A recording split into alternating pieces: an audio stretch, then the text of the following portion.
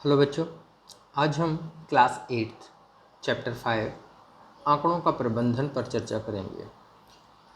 बच्चों, आपको पहली बात तो यह ध्यान रखनी है कि हमारे पाठ या अध्याय के पहले जो भी कुछ दिया रहता है भाषीय रूप में गणित में, उसका बहुत महत्व होता है। यदि इसको हमने अच्छे से समझ लिया तो हमारे आधे से अधिक समस्याएं तो वहीं समाप्त हो जाती हैं और थोड़ा बहुत प्रयत्न करने से बाकी की समस्याओं का भी समाधान आसानी से हो जाता है। चलिए देखते हैं सूचनाओं की खोज में।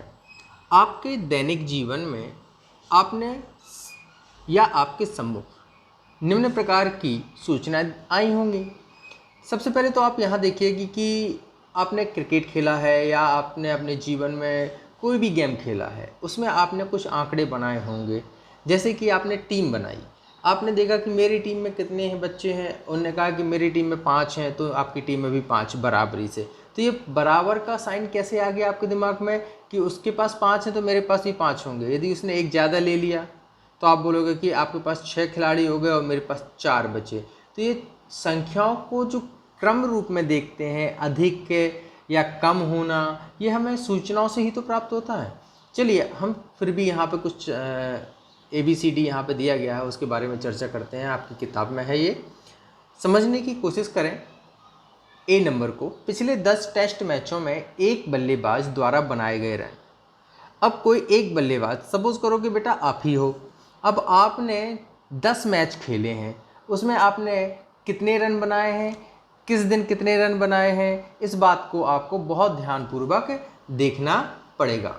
चलिए हम यहाँ पे आपसे चर्चा करते हैं। जैसे आप मंडे को खेले, आप मंडे को 100 रन बनाए, चलो पहले दिन ही आपने शतक मार दिया।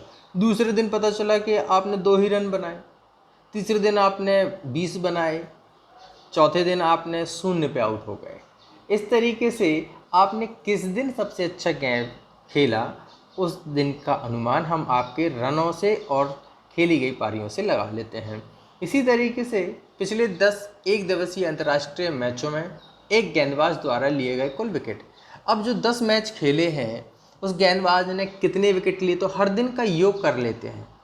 हर दिन का क्या कर लेते हैं, जैसे सोमवार को उसने 2 लिए, मंगलवार को 2 लिए, बुधवार को उसने 3 ले लिए, फिर उसने जाके 2 और ले लिए। इस तरीके से 10 दिन में उसने कुल कितना किया, तो आप टोटल योग लगा लेते हो। जैसे 2 2 4 और 3 7, इसी तरीके से आप 10 दिनों का योग लगा लेते हो। फिर आपको यहाँ पर C नंबर दिया गया है, आपकी कक्षा के विद्यार्थियों द्वारा गणित के यूनिट टेस्ट में प्राप्त किए गए अंक। अब बच्चों यहाँ पे आपको ध्यान देना है कि आपके जैसे टेस्ट होते हैं, तो टेस्ट में आपने कितने अंक प्राप्त किए, यह आप घर पे जाके बताते हो। फिर पापा मम्मी पूछते होंगे, बेटा किसको कितने अंक मिले हैं, आपके फ्रेंड को कितने मिले हैं, आप बताते हो मेरे फ्रेंड को इतने मिले हैं। यदि ज़्यादा मिले तो कभी कभी आप नहीं भी बताते हो, और यदि आपको फ्रेंड के कम नंबर मिले हैं तो आप बड़े आसानी से बता देते हो कि मम्मी मुझे अपने मित्र से इतने अधिक अंक प्राप्त हुए हैं। तो इस तरीके से गणित की यूनिट टेस्ट में प्राप्त किए गए अंक होते हैं। आपके मित्रों में से प्रत्येक द्वारा पढ़ी गई कहानियों की पुस्तकों की संख्या इत्यादि। कई बार आप बोलते हो अपने मित्रों से कि आज हमने 3 किताबों का अध्ययन किया है, फिर आपका मित्र बोलता है तुमने 3 ही किताबें पढ़ी, मैंने तो आज 4 सब्जेक्ट का अध्ययन किया है। इस तरीके से आपके द्वारा पढ़ी गई पुस्तकों की संख्याओं की जानकारी भी आप आसानी से बता सकते हो। इन सभी स्थितियों में एकत्रित की गई सूचनाएं, ध्यान से यहाँ पे ध्यान देना है बेटा कि यहाँ पर एकत्रित की गई सूचनाओं में क्या बताया गया, आंकड़े, डाटा। ये सूचनाएं क्या कहलाती हैं, आपके आंकड़े या डाटा कहलाते हैं। यहाँ पे आपको ध्यान देना है ये वाली लाइन। इन सभी स्थितियों में एकत्रित की गई सूचनाएं आंकड़े कहलाती हैं। आंकड़े प्रायः एक ऐसी स्थिति के संदर्भ में ऐसी स्थिति के संदर्भ में एकत्रित किए जाते हैं जिसका हम अध्ययन करना चाहते हैं। उदाहरण के लिए एक अध्यापिका की अपनी कक्षा के विद्यार्थियों की औसत ऊंचाई जानने में रुचि हो सकती है। इसे ज्ञात करने के लिए वह अपनी कक्षा के सभी विद्यार्थियों की ऊंचाइयां लिखेगी, इन आंकड़ों को एक क्रमबद्ध रूप में संगठित करेगी और तदनुसार उसकी व्याख्या करेगी। कभी कभी आंकड़ों को यह सुस्पष्ट करने के लिए कि वे क्या निरूपित करते हैं आलेखीय रूप से, ग्राफिकली, आलेखीय रूप को ही हम बोलते हैं ग्राफिकली निरूपित किया जाता है। क्या आपको उन विभिन्न प्रकारों के आलेखों के बारे में कुछ याद है जो आपने या हमने पिछली कक्षाओं में पढ़े थे? अब देखो 7th क्लास में भी बच्चों आपने पढ़े थे कुछ आलेख, दंड आलेख देखे होंगे। अब यहाँ पर कुछ आलेखों के बारे में संकेत किया गया है। एक चित्रालेख, इसको पिक्टोग्राफ भी बोलते हैं, चित्र के रूप में प्रस्तुत करते हैं तो क्या कहलाते हैं? ये पिक्टोग्राफिकली कहलाते हैं। पिक्टोग्राफिकली में क्या होता है, एक चित्र बना देते हैं, उस चित्र को मान लेते हैं कि जैसे यहाँ पे एक कार दी गई है, एक कार के बराबर में, आप ध्यान से देखो यहाँ पे एक कार के बराबर में क्या लगा हुआ है, 100 कार, मतलब चित्र में एक कार बनी है तो इसका अर्थ मान लेंगे कि यहाँ पे 100 कारें दी गई हैं। एक संकेत 100 कारों को प्रदर्शित करता है। यहाँ ध्यान से देखो जुलाई में कितनी कारें बनी हैं, 1, 2 और यहाँ पे आधी कार बनी है। तो ये 100 धन 100, यहाँ पे इसका अर्थ क्या होगा, 100 धन 100 धन 50। ये आधी कार किसको निरूपित करती है बच्चों? आप ध्यान से देखो, ये निरूपित करती है, यदि हम यहाँ पे देखें तो ये लिखा हुआ है 100 धन 100 और धन 50, ये आधी कार। तो 100 धन 100 धन 50 बराबर हो जाएंगे आपके 250। इस तरीके से आप समझें कि आपने क्या ज्ञात कर लिया है। अब आपने समझ लिया है कि यहाँ पे क्या है, 250 कैसे आ गए, 100 धन 100 धन 50। यहाँ पे आपको लिखा भी है 100 को 1/2 व्यक्त करता है। आधिकार क्या है, 100 को 1/2 व्यक्त करता है, मतलब 100 को 1/2, 100 गुणित गए 1/2 मतलब 100/2 बराबर होता है 50। 100 को 2 से भाग दे दिया। अब अगस्त में देखो कितनी कारें दी गई हैं, अगस्त में आपको दी गई हैं 3 कारें। अब ये तीनों कारें देखें ध्यान से, क्या दी गई हैं आपको, 100 धन 100 धन 100, कुल मिला के हो गए आपके 300।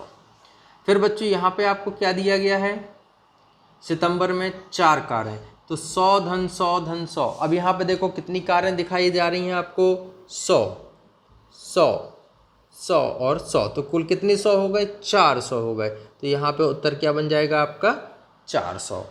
अब बच्चों यहाँ पे देखना है कि आपने क्या प्राप्त किया है। जैसे जुलाई के महीने में कितनी कारों का उत्पादन हुआ है, तो जुलाई के महीने में कितनी कारों का उत्पादन हुआ है। अब यहाँ पे आप देखिए ध्यान से, आपको क्या बताना है, जुलाई में 250, तो इसका उत्तर क्या बन जाएगा आपका 250। आपका उत्तर क्या बन गया 250। किस महीने में कारों की अधिकतम उत्पादन हुआ। अब यहाँ पे आप आसानी से देख सकते हो कि सबसे अधिक कारें कहाँ थी आपकी, सितंबर में। तो आप यहाँ उत्तर में क्या दे दोगे, सितंबर लिख दोगे। क्या लिख दोगे, सितंबर। चलिए सितंबर हो जाएगा आपका, यहाँ पे आंसर हो जाएगा आपका सितंबर। तो इस बात को आपको ध्यान देना है। क्लियर है बच्चों, ओके। अब आगे की कहानी इस तरीके से है।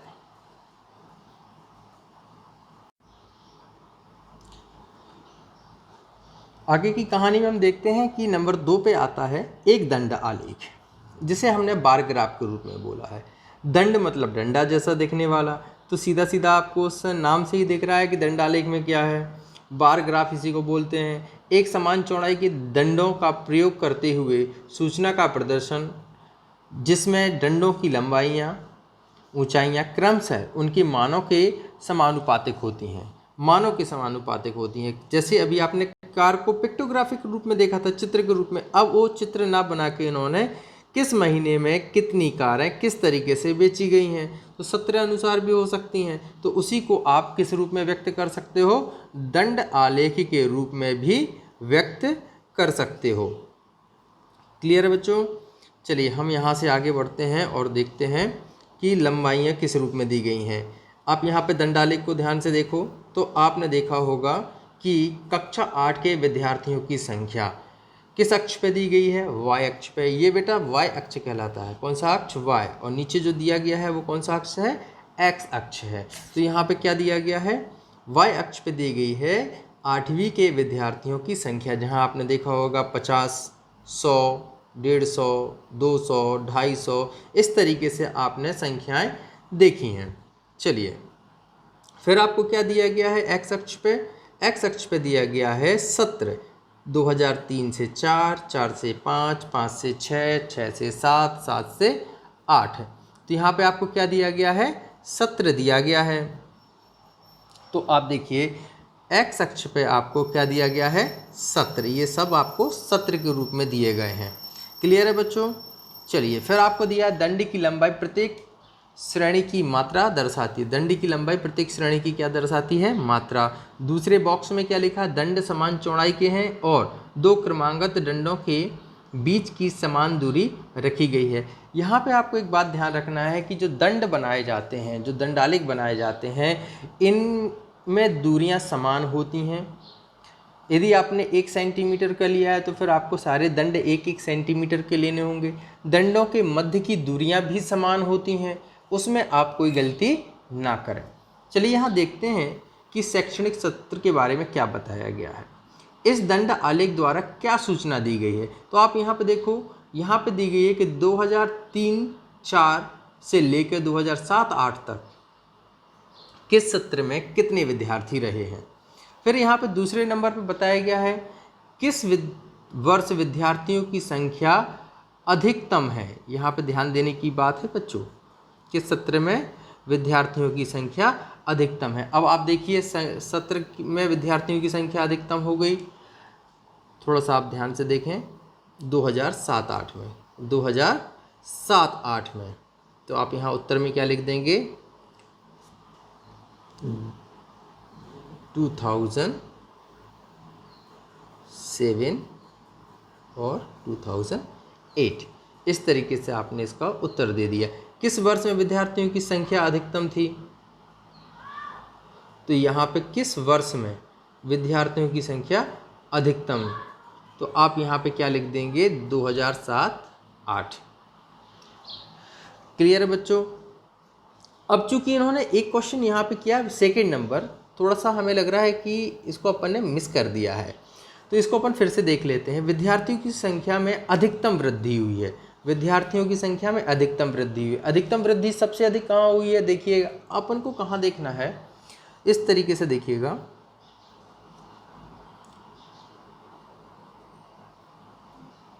यहाँ पे अपन कलर का चयन कर लेते हैं। हम देखते हैं कि फर्स्ट में 100 था, सेकंड आप देखेंगे तो 200 है। तो यहाँ से इनके बीच में जो दूरी बनी है बच्चों, वो कितनी दूरी बनी है? 100 की। कितनी की दूरी बन रही है? 100 की। इसको आप कैसे निकाल सकते हो? 200 में से माइनस कर दिया आपने 100, तो आपको मिल जाएगा 100। तो सत्र 2003 से 4 और 4 से 5 के बीच में 100 की, और बाकी सभी में आप ध्यान से देखो कितनी क्या दूरियां मिल रही हैं। यहाँ ध्यान से देखेंगे हम तो यहाँ पे आपको 50 का अंतर दिख रहा है, यहाँ से आप देखेंगे तो भी 50 का अंतर है, और यहाँ देखेंगे तो भी आपको 50 का अंतर है। सिर्फ एक सत्र है आपके पास 2003 से 4 और 2004 से 5। तो दूसरे प्रश्न का जो उत्तर बनेगा आपका, किस वर्ष में विद्यार्थियों की संख्या में अधिकतम वृद्धि हुई, तो आप लिखेंगे 2004-5, 2004 से 5। यहाँ पे उत्तर क्या बनेगा बेटा? 2004 से 5। इस बात को थोड़ा सा ध्यान रख लें आप, 2004 से 2005 का उत्तर बनेगा।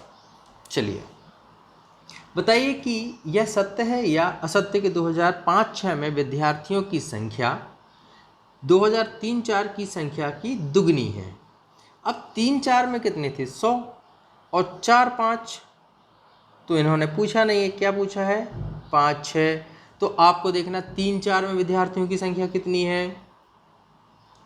3-4 में विद्यार्थियों की संख्या आप देखिएगा 100 है। कितनी है? 100। और 5-6 में देखिएगा, 5-6 में विद्यार्थियों की संख्या कितनी है? 250 है। अब इन्होंने पूछा क्या है और बच्चों, दुगनी है, तो दुगनी तो यहाँ है नहीं क्योंकि 100 का दूना 200 होता है और ये 200 से ज़्यादा है, तो आप यहाँ पे क्या लिख दोगे, अशत्य है। ये क्या हो जाएगा, अशत्य हो जाएगा। ये क्या हो जाएगा, अशत्य। चलिए, तो दुगनी है नहीं। हमने बच्चों दंड आलेख को देखकर ये प्रश्न के उत्तर निकाले हैं। फिर आपने तीसरे नंबर पे देखा द्विदंड आलेख, डबल बार ग्राफ। द्विदंड आलेख में आपने क्या देखा है कि दो दंड आलेख एक साथ बनाए जाते हैं। इसमें जैसे आपने किसी कक्षा में पूछ लिया लड़के और लड़कियों की संख्या को एक साथ, तो आप एक ही क्लास में लड़के और लड़कियों की संख्या एक ही बार ग्राफ में बता सकते हो, आपको अलग अलग बार ग्राफ लाने की आवश्यकता नहीं पड़ेगी। तो बच्चों यहाँ पर जैसे दिया गया है, एक विद्यार्थी द्वारा प्राप्त किए गए अंक, तो गणित में कितने, सामाजिक विज्ञान में, अंग्रेजी और हिंदी में। तो यहाँ पे एक्स अक्ष पे क्या दिया है, विषय, और वाई अक्ष पे दिया गया विद्यार्थियों द्वारा प्राप्त किए गए अंक, और वो भी सत्र के रूप में कैसे दिए हैं। जहाँ पे आपको वाइट ब्लॉक दिख रहा है उसको 2005-6 के रूप में दर्शाया गया है। किसके रूप में दर्शाया गया है, 5-6 के रूप में, ये वाला। और डार्क ब्लॉक जो है वो आपको 6-7 के सत्र के बारे में बताया गया। तो यहाँ पे 2 वर्षों के प्राप्त अंकों का मूल्यांकन आसानी से किया जा सकता है।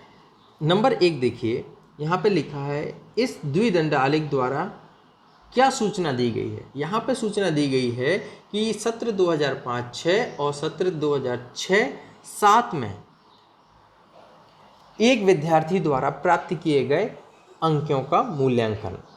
जैसे हम देखें कि 2005-6 में एक विद्यार्थी ने 30 अंक प्राप्त किए, लेकिन उस विद्यार्थी ने और मेहनत करके 6-7 में 60 अंक प्राप्त किए, मतलब उसने 2 गुने अंक प्राप्त कर लिए। तो यहाँ से आसानी से आप देखकर एक विद्यार्थी के बारे में बता सकते हैं। ठीक है बच्चों। प्रश्न क्रमांक 2 आपसे क्या पूछना चाह रहा है, किस विषय में विद्यार्थी के प्रदर्शन में सबसे अधिक सुधार हुआ है। आप सारे दंड आलेखों को बहुत ध्यान से देखिए बच्चों। सारे दंड आलेख आपको क्या दिखा रहे हैं कि कितना सुधार हुआ है। आप चलो बैक से देखते हैं। हिंदी में यहाँ पे बराबरी पे है, कोई अंतर नहीं है। फिर आप अंग्रेजी में देखो, यहाँ पे थोड़ी सी गिरावट हो गई। क्या हो गई है, गिरावट हो गई। फिर सेकंड में देखो, विज्ञान में थोड़ा सा अंतर आया है, 50 से 55 पे आया है। तो यहाँ पे बढ़ोतरी तो हुई है लेकिन बहुत अधिक नहीं दिख रही है। सामाजिक विज्ञान में भी सेम टू सेम कंडीशन चल रही है, थोड़ा सा उछाल आया है। लेकिन गणित के विद्यार्थी ने तो देखो 30 का था 2005-6 में, लेकिन 2006-7 में वो 60 पे आ गया, मतलब यहाँ से उसने लंबी छलांग मार दी। तो इसका अर्थ क्या हुआ कि सबसे अधिक सुधार किस में हुआ है, गणित में। सबसे अधिक सुधार किस विषय में हुआ है, गणित में हुआ। तो यहाँ पे आप इसका उत्तर क्या दे दोगे, गणित विषय में सबसे अधिक सुधार हुआ है। चलिए तीसरा नंबर हम प्रश्न देखते हैं, किस विषय के प्रदर्शन में गिरावट आई है। तो आपने स्टार्टिंग में ही हमने आपको बताया था कि देखो सब में हमें क्या दिख रहा था, बढ़ोतरी दिख रही थी। सब में हमें क्या दिख रही थी, बढ़ोतरी दिख रही थी। लेकिन यहाँ पे देखो आप ऊपर गए, यहाँ पे भी आप ऊपर गए। फिर आपने देखा कि तीसरे नंबर में भी, विज्ञान में भी आप ऊपर गए, लेकिन अंग्रेजी में आप नीचे आ गए। अंग्रेजी में आप कहाँ चले गए, सब में ऊपर गए, अंग्रेजी में आप कहाँ आ गए बच्चों, नीचे की ओर आ गए। यहाँ देखो ध्यान से, ये इंग्लिश में हम कहाँ की ओर आ गए, नीचे की ओर आ गए। तो आप देखोगे कि अंग्रेजी के विषय में क्या आ गई है, गिरावट आ गई है। किस विषय में प्रदर्शन समान रहा, तो आप ग्राफ को देख के आसानी से बता सकते हो कि हिंदी के विषय में प्रदर्शन समान रहा। जो अनुमान 2005-6 में था वही 6-7 में है। इस तरीके से हम समझ सकते हैं कि द्विदंड आलेख से हम किन्हीं 2 सत्रों के बारे में, एक कक्षा में 2 प्रकार के विद्यार्थियों के बारे में, जैसे बॉयज़ और गर्ल्स हैं, आसानी से इन संख्याओं को निकाल सकते हैं। बच्चों आज के लिए इतना ही। अगली वीडियो में हम पुनः मिलते हैं और कुछ और आलेखों के साथ हम चर्चा करेंगे। धन्यवाद।